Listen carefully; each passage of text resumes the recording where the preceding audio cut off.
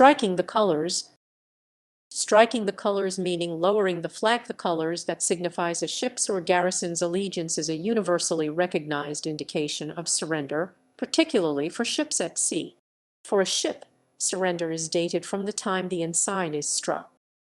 In international law, colors, a national flag or a battle ensign. The colors are hauled down as a token of submission.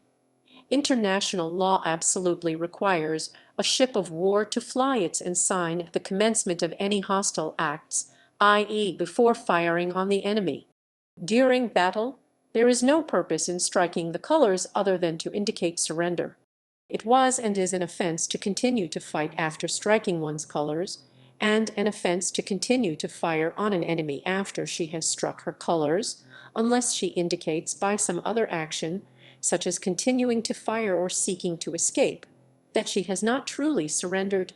For this reason, striking the colors is conclusive evidence of a surrender having taken place in the case of a warship, but not in the case of a merchant ship.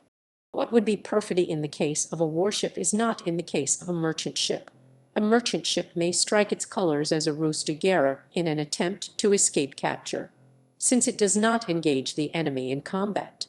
In distinction to striking one's colors, hoisting a white flag in itself is not an indication of surrender. Rather, hoisting a white flag indicates a request for a truce in order to communicate with the enemy. Under the Geneva Conventions, persons carrying or waving a white flag are still not to be fired upon, nor are they allowed to open fire. Understood meaning.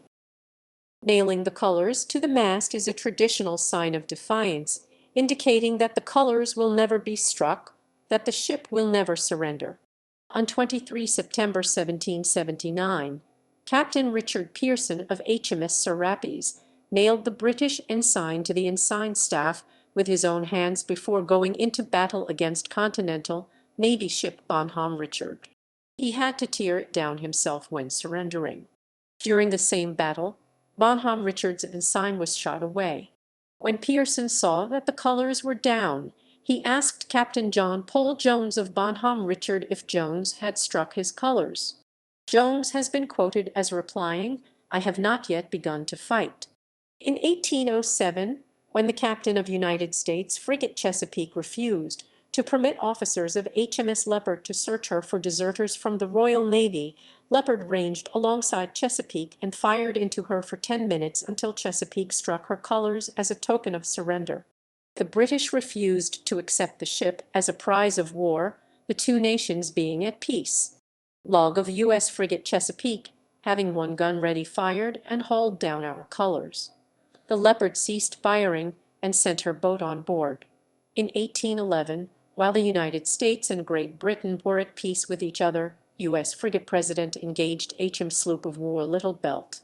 John Rogers, captain of President, reported to the Secretary of the Navy that when perceiving our opponent's gaff and colors down, I embraced the earliest moment to stop our fire and prevent the further effusion of blood.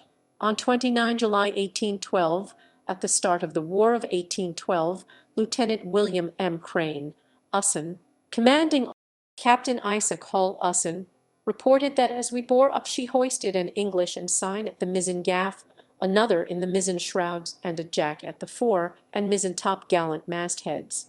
After the ships had engaged each other, Hull looked to see if the enemy ship, which proved to be HM frigate Guerrier, had surrendered by striking its colors, not knowing whether the enemy had struck or not. We stood off for about half an hour to repair our braces and such other rigging as had been shot away, and wore around to return to the enemy. Captain James Richard Dackers, RN of Guerrier, reported the surrender in these words: "When calling my few remaining officers together, they were all of opinion that any further resistance would be a needless waste of lives. I ordered, though reluctantly, the colors to be struck." The Journal of HMS Poictiers reports the capture of U.S. sloop of war Wasp on 18 October 1812.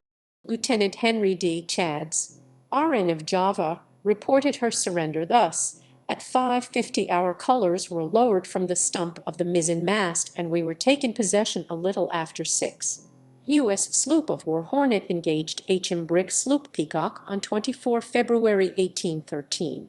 Badly damaged and sinking, Peacock, as a sign of surrender, lowered her ensign, and as an additional sign of distress, hoisted an ensign union down from the fore rigging. Her mainmast fell shortly after this signal of surrender. Her senior surviving officer thought it necessary to give an additional sign of surrender since her ensign had fallen into the water.